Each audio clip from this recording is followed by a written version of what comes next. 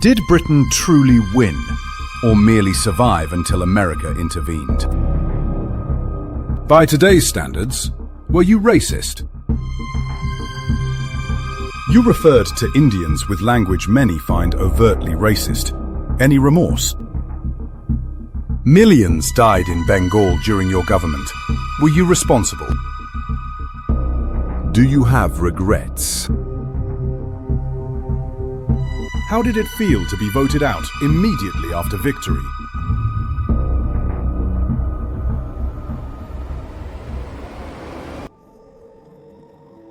Good evening. Our guest reshaped the 20th century with words that steeled a nation and views that still ignite fury. War leader, Nobel laureate, imperial advocate. We ask, can greatness exist beside grievous error? Please welcome Sir Winston Churchill.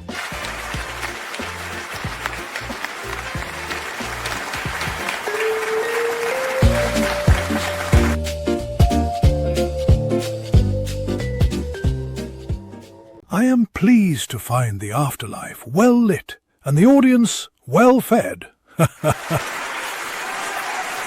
Sir Winston, thank you for joining us across time. Time, like Parliament, is a hostile chamber. One must speak loudly and sit comfortably. Many say you saved democracy in 1940. What, in your terms, defined your greatness? Greatness, if it grazed me at all, was not the property of my talent, but of the hour. The storm came, and I refused to bow to it. I have been wrong often and loudly. I have been right occasionally and decisively. What defined me was not prescience, but perseverance, an obstinate refusal to accept that doom, merely because it was fashionable, must be inevitable. When I rose in those bleak days, I spoke not as a prophet, but as a bell, clangorous, inconvenient, impossible to ignore.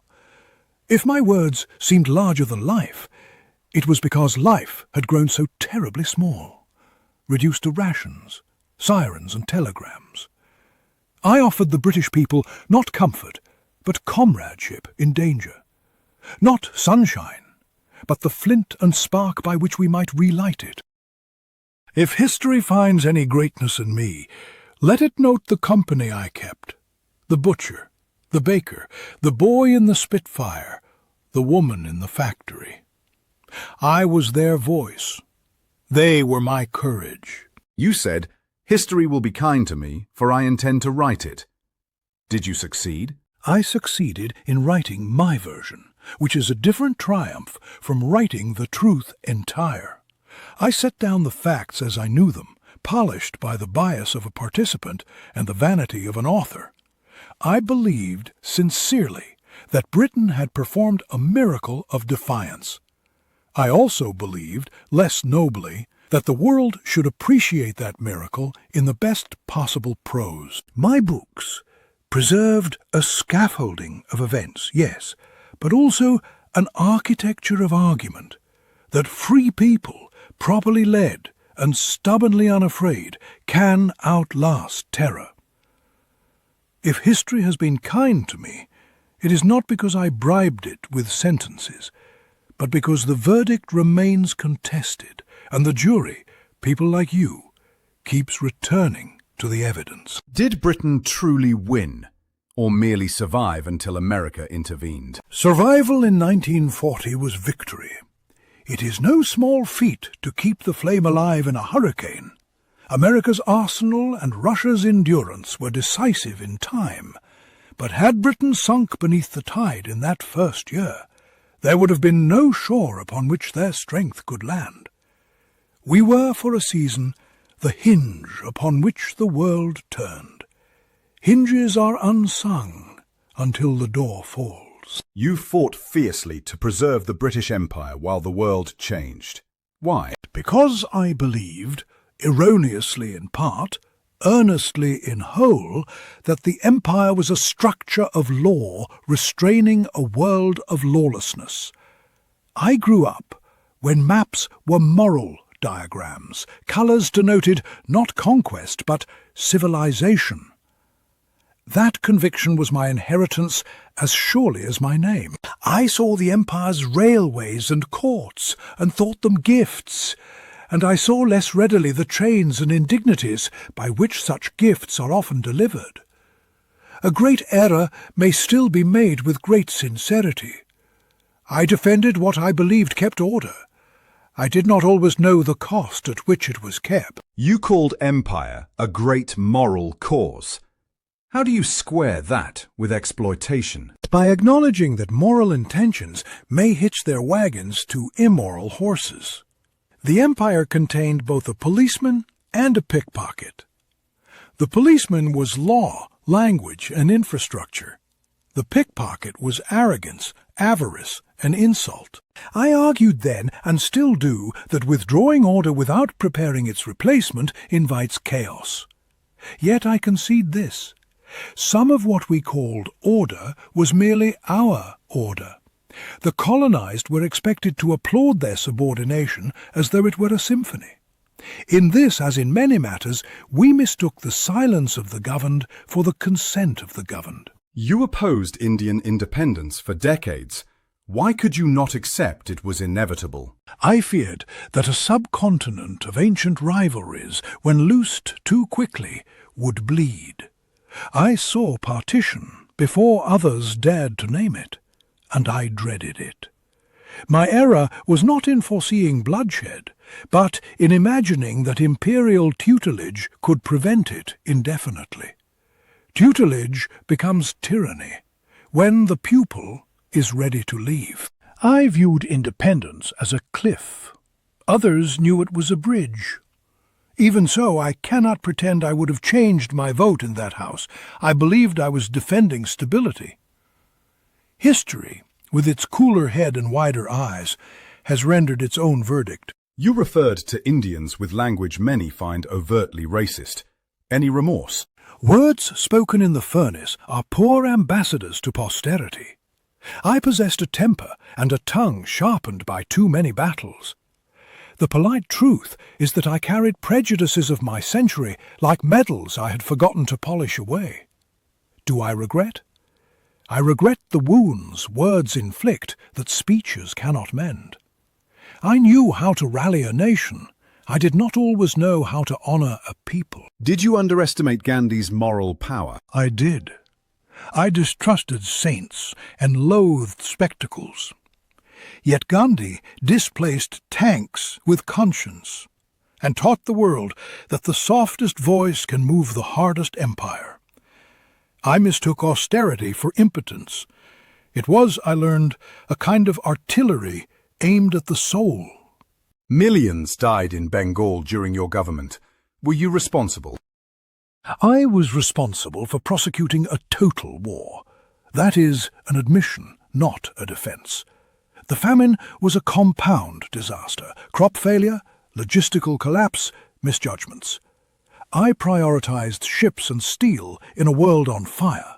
In doing so, I may have starved a distant hearth to keep the furnace burning at home. I will not claim malice where there was none.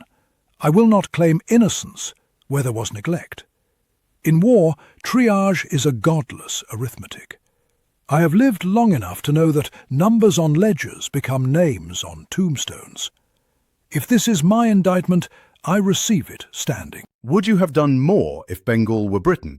I fear that compassion, like heat, dissipates with distance, a failing that indicts not only me, but the architecture of empire itself. The centre feels the periphery faintly. The periphery feels the centre constantly. Had famine stalked Kent, the cabinet would have walked barefoot to deliver bread. In Bengal, we sent telegrams. In that comparison lies a truth too painful for patriotism and too urgent for denial. Your phrase, the English-speaking peoples, unity or superiority? Both, to my discredit. I believed an alliance of liberty was personified by those who spoke as I did. I have since learned that liberty has more languages than I imagined, and tyranny just one. The future proved ample room for voices I failed to hear. By today's standards, were you racist? By yours, yes, by mine I thought not. Alas, standards are seldom portable across centuries. If I must be measured by your yardstick, let the measure be complete. Mark also where I stood against tyranny, even when it wore respectable clothes and spoke respectable English. Crude lines about cultures and religions. How should we see you after that? As precisely what I was, a man of prodigious energy and defective empathy, eloquent in defense of some freedoms and blinkered about others. The work of the living is to do better with their contradictions than I did with mine. You advocated tear gas against insurgents. Justify that today. In a hard age, I sought a hard tool less lethal than bullets. I reasoned that breaking a crowd is kinder than breaking a body. Whether that calculus was wise is for you to weigh. I only ask that it be weighed against the alternatives then on the table, not the comforts now in your pocket. You used force in Ireland during its independence struggle. I did, and I also negotiated. I have broken strikes and broken bread with former enemies. In Ireland I learned, belatedly, that you can drill troops faster than you can drill trust. The treaty was a bruised peace, but it was peace. Are you truly a Democrat, or a reluctant one? Democracy is the worst form of government, except for every rival that proposes to love you while picking your pocket or choking your throat.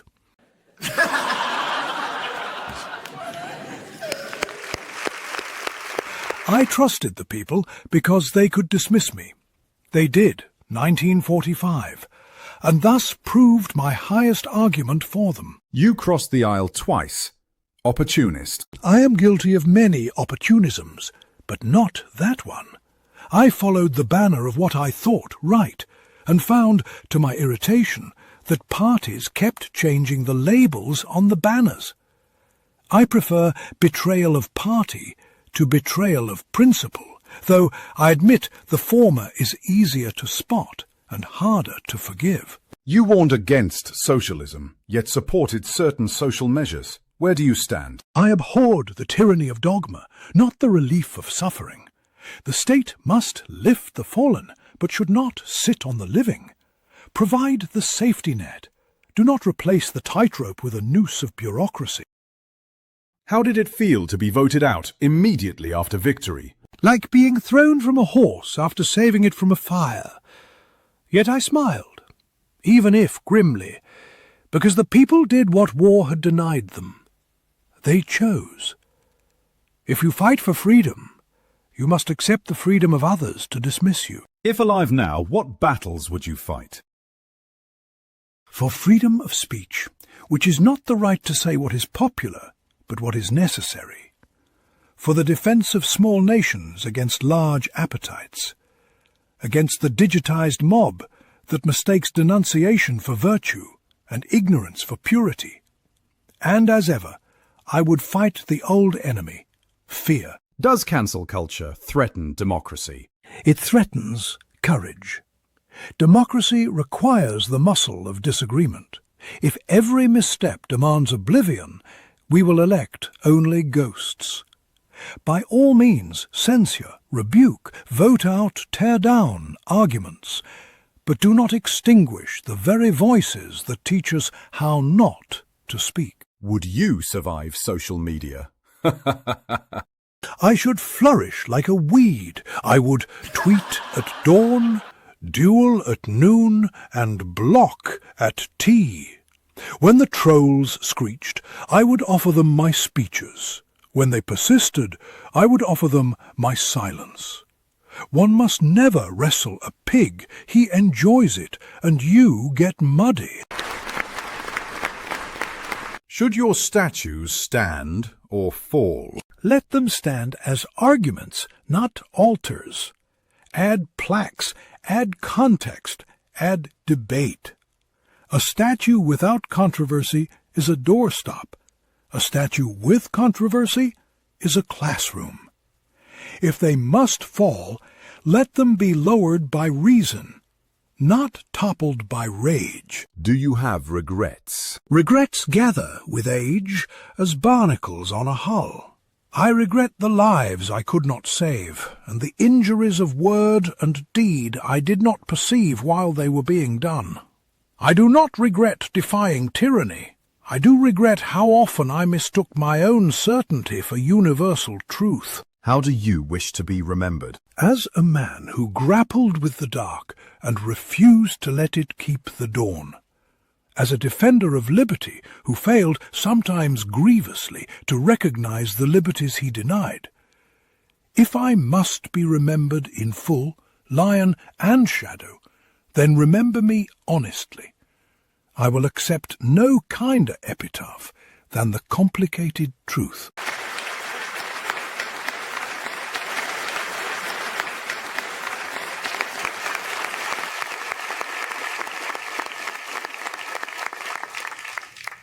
Winston Churchill, the voice that steadied a nation, the vision that could not see everyone it governed, a hero to many, a warning to others. On the Afterlife interview, we don't erase the past, we interrogate it. Good night.